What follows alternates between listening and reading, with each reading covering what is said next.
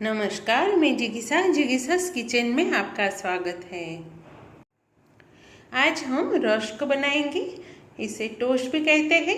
इस टोस्ट को आप चाय, कॉफ़ी, ग्रीन टी के साथ सर्व कर सकते हैं। ये मॉर्निंग ब्रेकफास्ट में भी आप ले सकते हैं या इवनिंग ब्रेकफास्ट में भी ये ले सकते हैं। बहुत ही क्रिस्पी करारे टोस्ट परफेक्ट बाजार जैसे ही बन के तैयार हुए हैं और मैंने इसे परफेक्ट मेजरमेंट के साथ इस रेसिपी को आप सबके साथ शेयर किया है। तो रेसिपी को एंड तक देखें और देखने के बाद अगर रेसिपी पसंद आती है तो वीडियो को लाइक, कमेंट और शेयर करें और मेरे चैनल को सब्सक्राइब करना तो बिल्कुल भी ना भूलें। तो देर न करते हुए चलो जल्दी से देखते हैं टोस्ट बनाने की रेसिपी।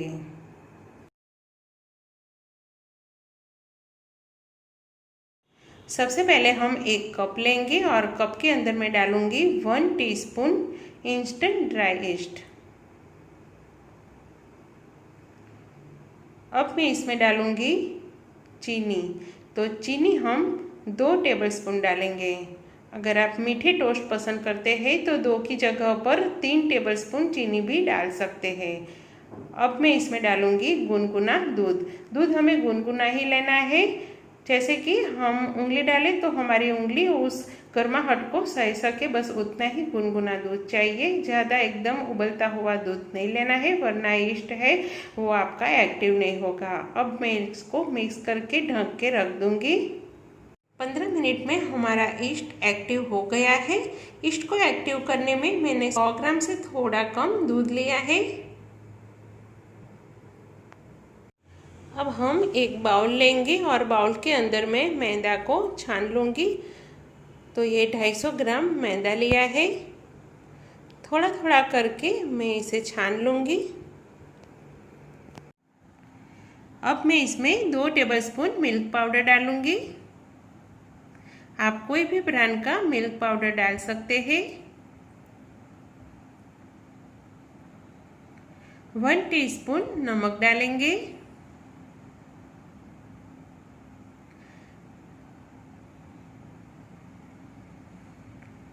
सारी सूखी सामग्री को हम अच्छे से मिक्स करेंगे। फ्रेंड्स, बेकरी की कोई भी रेसिपी आप बनाएं तो परफेक्ट मेजरमेंट के साथ बनाएं ताकि रिजल्ट भी परफेक्ट आए। तो आप देख सकते हैं मैंने इसे अच्छे से मिक्स कर लिया है।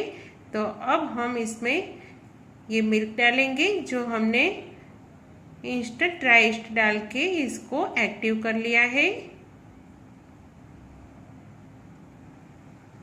तो इसे भी हम चम्मच से थोड़ा मिक्स करेंगे।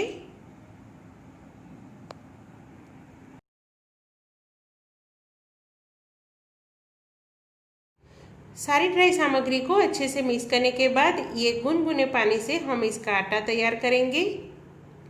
तो कप में थोड़ा पानी डाल के मैं आटे में डाल रही हूँ।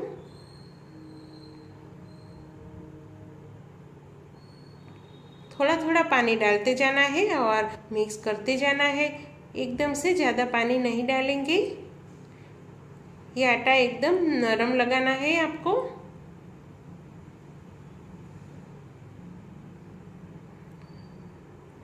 अब मैं इसे हाथ से ही अच्छे से मिक्स कर दूंगी।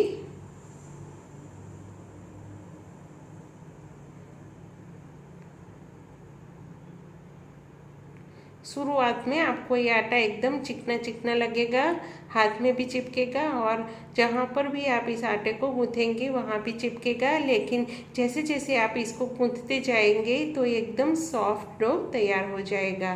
तो मैंने इसे अच्छे से मिक्स कर लिया है। अब हम एक साफ टेबल या तो प्लेटफॉर्म पर आटे को एकदम अच्छे से गूँथेंगे। तो थोड़ा तेल लगाएंगे पहले ताकि आटा चिपके नहीं।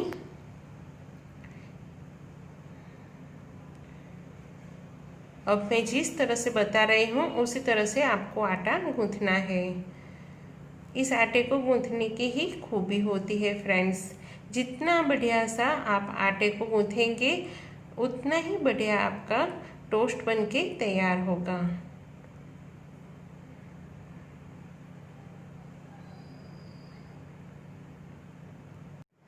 तो आप देख सकते हैं मेरी गूँथने की स्टाइल। तो इस स्टाइल के साथ आपको भी आटा गूँथना है। रोटी के आटे को हम जिस तरह से गूंथते हैं वैसे इस आटे को नहीं गूंथना है। इसे लपेट लपेट के गूंथना है और थोड़ा पटकना भी है। और इस आटे को गूंथने में 1 टेबलस्पून ऑयल लग जाता है। इससे ज़्यादा और इससे कम आपको ऑयल यूज़ नहीं करना है। ऑयल की जगह पर आप बटर का भी यूज़ कर सकते हैं। तो फ्रेंड्स, आप देख सकते हैं कि हमारा ये आटा है कितना एकदम नरम है। तो बस ऐसा ही आटा हमें चाहिए। जितना हम इसको अच्छे से गूंथेंगे तो ये एकदम सॉफ्ट बन जाएगा। अब ये कैसा चिपक रहा है। जैसे जैसे हम इसको गूंथेंगे वैसे वैसे एकदम सॉफ्ट बनता जाएगा। तो आप देख सकते हैं कि सॉफ्ट बनने आया है। तो अभी हम थोड़ा 2-3 मिनट और गूंथेंगे ताकि एकदम सॉफ्ट हो जाए। बीच बीच में हमें थोड़ा तेल डालते जाना है, लेकिन ध्यान रखें 1 टेबलस्पून से ज़्यादा ऑयल हम यूज़ नहीं करेंगे और 1 टेबलस्पून से कम भी नहीं।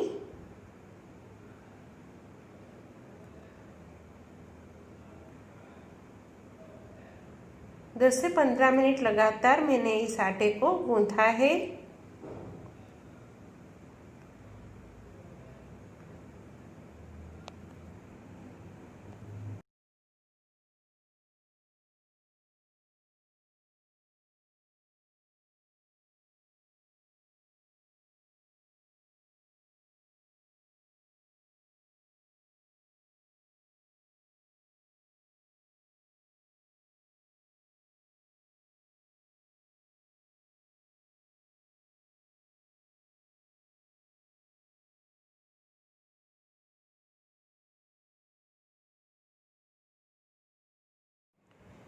आप देख सकते हैं आटा मैंने अच्छे से गूंथ लिया है। पहले आटा कैसा एकदम चिकना था और अब ये एकदम सॉफ्ट हो गया है। तो आटे को हमें मिक्स करके इस तरह से फोल्ड करना है। इसको अच्छे से फोल्ड करना जरूरी है ताकि आटा फूल के डबल हो जाए और एयर बाहर ना आए।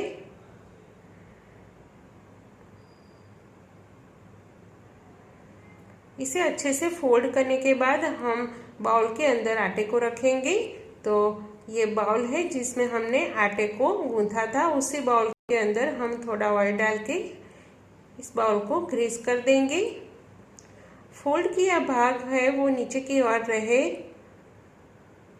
उसी तरह से हमें आटे को बाउल में डालना होगा। तो आप देख सकते हैं कि जहाँ से हमने आटे को फोल्ड किया है वो नीचे की ओर है। ऊपर से भी हम थोड़ा ऑयल चिपकाएंगे ताकि आटा एकदम सॉफ्ट बना रहे। ढक्कन लगा देंगे और ढक्कन लगाने के बाद गर्म जगह पर हम इसको रखेंगे। आप इसे किचन कैबिनेट में भी रख सकते हैं या बंद ओवन में भी रख सकते हैं ताकि जल्दी से ये आटा फूल के डबल हो जाए। ठंडी के मौसम में थोड़ा समय ज़्यादा लग सकता है और गर्मी में ये 1 से 1.5 घंटे में भी फूल जाता है। ये बेकिंग ट्रे है तो इसे हम ऑयल से ग्रीस कर देंगे। अगर आपके पास बेकिंग ट्रे नहीं है तो आप केक टिन का भी यूज़ कर सकते हैं।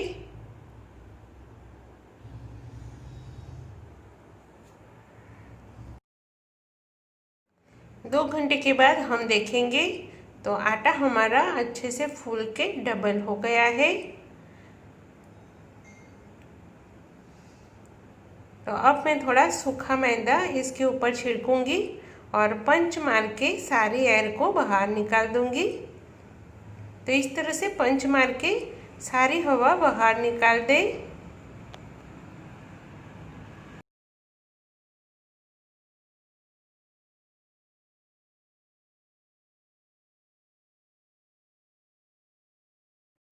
तो पंच मार के सारी हवा को मैंने निकाल दी है।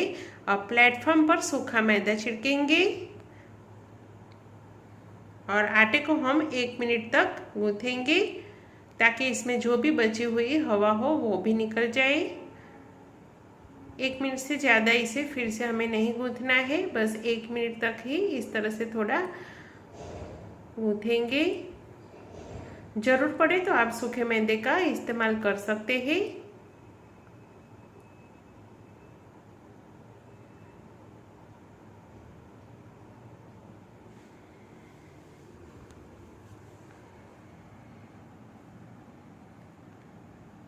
तो आटे को हम इस तरह से फोल्ड करेंगे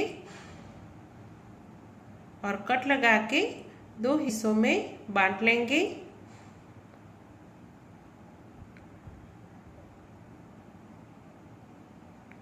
और फिर से हम आटे का फोल्ड लगाएंगे इस तरह से और इसकी रोटी बेलेंगे।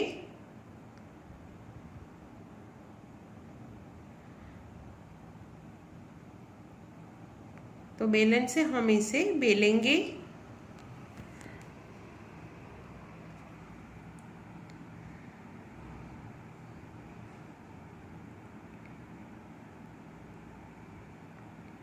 ये मैदा है तो हम इसे बेलेंगे और वो इकट्ठा होता जाएगा। आप देख सकते हैं मैं जैसे जैसे इसको बेलती हूँ वापस से थोड़ा अंदर की ओर खिसकता जाता है।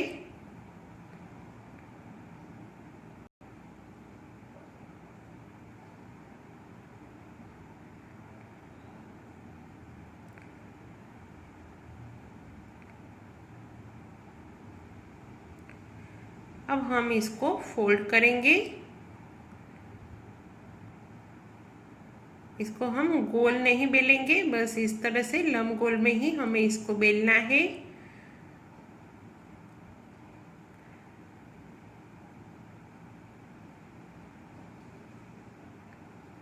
एकदम टाइट हमें इसको फोल्ड करना है ताकि इसमें एयर बिल्कुल भी ना जाए।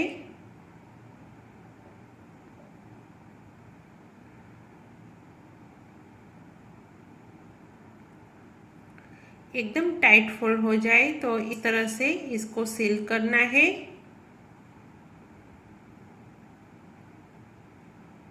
अगर आटा हाथ में चिपकता है तो सूखे आटे का यूज़ कर सकते हैं। आप देख सकते हैं मैं इसे किस तरह से फोल्ड कर रही हूँ और सील कर रही हूँ, उसी तरह से आपको भी करना होगा। अगर इसे आप अच्छे से फोल्ड नहीं करेंगे और सील नहीं मारेंगे तो ये है जब फूलेगा तो इसमें बड़ी बड़ी दरारें और छेद बनेंगे।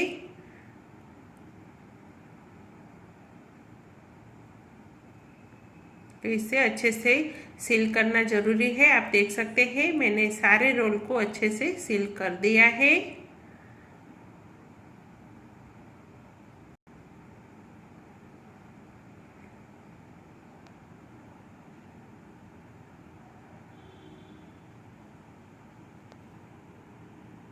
अब बेकिंग ट्रे के अंदर हम इसको रखेंगे। इसी तरह से दूसरे आटे से भी हम रोल तैयार कर देंगे। आप देख सकते हैं दूसरा रोल भी बना के मैंने बेकिंग ट्रे के अंदर रख दिया है और बीच में थोड़ा डिस्टेंस रखा है ताकि इसको फूलने की जगह मिल जाए। अब हम इसको ढक के फिर से हम 2 घंटे के लिए साइड में रख देंगे और इस तरह का कोई भी बर्तन रखें ताकि फूल के ऊपर चिपके नहीं। 2 घंटे के लिए मैंने इसे बंद ओवन में रख दिया था और आप देख सकते हैं कि रोल हमारे फूल के डबल हो गए हैं। तो बस इसी तरह के फूल के डबल हो जाए तब भी जाके आपके टोस्ट बढ़िया बनके तैयार होंगे। तो अब हम ब्रश की सहायता से एकदम हल्के हाथ से इसके ऊपर ऑयल चिपकाएंगे। आप मिल्क वॉश भी कर सकते हैं। इस तरह से इसके ऊपर आप ऑयल चिपकाएंगे तो ये जब बेक होगा तो इसका कलर एकदम बढ़िया से आएगा फ्रेंड्स और दरारें भी नहीं पड़ेगी। तो दोनों रोल पर मैं ऑयल चिपका दूंगी।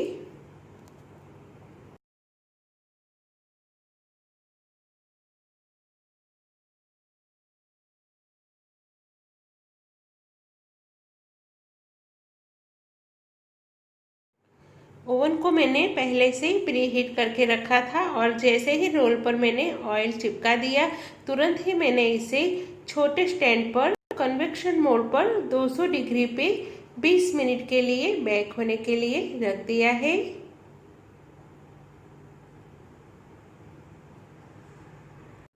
बीस मिनट में ये अच्छे से बेक हो गए हैं।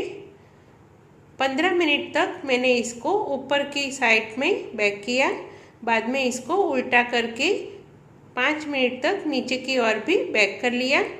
दोनों साइड बेक होने में कुल 20 मिनट लग गई है और मैं इसके ऊपर ऑयल लगा रही हूँ, आप बटर भी लगा सकते हैं। अब हम इसे साफ किचन टॉवेल से ढक के रूम टेम्परेचर पर ठंडा होने देंगे। रूम टेम्परेचर पर ये अच्छे से ठंडे हो गए हैं। अब हम इसको काटेंगे। तो फ्रेंड्स, मैंने इसे दोनों साइड से बेक किए हैं, तो ऊपर की साइड से ये इसलिए थोड़ा बैठ गए हैं। अगर आप एक ही साइड से इसको बेक करेंगे फिर भी ये अच्छे से ही बेक होगा, लेकिन मुझे दोनों साइड से ब्राउन कलर चाहिए था, तो मैंने दोनों साइड से इसको बेक किया है, इसलिए ऊपर की साइड से थोड़ा ये बैठा हुआ है।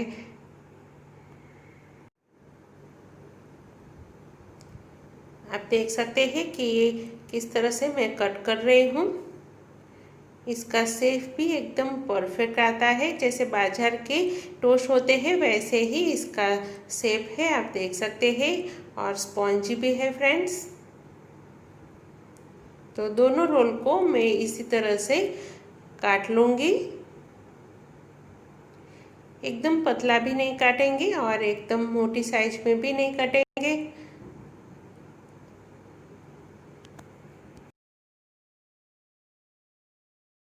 आप देख सकते हैं दोनों रोल को मैंने काट के एक ट्रे के अंदर रख लिए हैं। अब मैंने बेकिंग ट्रे के अंदर इस तरह से इसे फैला दिया है। अब मैं इसे बेक करूंगी। तो फ्रेंड्स, अब हम ओवन को प्रीहीट नहीं करेंगे। छोटे स्टैंड पर कन्वेक्शन मोड पर हमें इसे 10 मिनट तक बेक करना होगा। 5 मिनट के बाद हम इसको उल्टा के फिर से बेक करेंगे। कुल 10 मिनट तक हम इसको बेक करेंगे। 5 मिनट तक हम इसे बेक करेंगे। इसके बाद एक बार ओवन को स्टॉप करेंगे और इसे उल्टा करके फिर से 5 मिनट, कुल 10 मिनट तक हम इसे बेक करेंगे। 10 मिनट के बाद मैंने इसे ओवन से निकाल दिए हैं और अब हम दूसरे टोस्ट भी इसी तरह से बेक करेंगे। टोस्ट को मैंने इस तरह से स्टैंड पे रख दिया है ताकि नीचे से भी इसको हवा मिले और ये अच्छे से ठंडे हो जाए। दूसरे टोस्ट हमारे बेक हो रहे हैं फ्रेंड्स। आप देख सकते हैं कि कैसे दिखते हैं हमारे टोस्ट। एकदम बढ़िया से बाजा जैसे ही टोस्ट बनके तैयार हुए हैं, क्रिस्पी करारे। इसकी आवाज़ आपको सुना।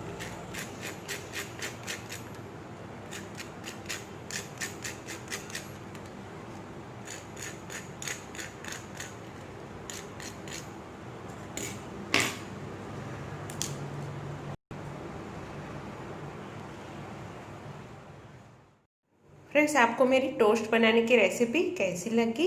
अगर रेसिपी पसंद आते हैं तो मेरे वीडियो को लाइक, कमेंट और शेयर करें और चैनल को सब्सक्राइब करना तो बिल्कुल भी ना भूलें।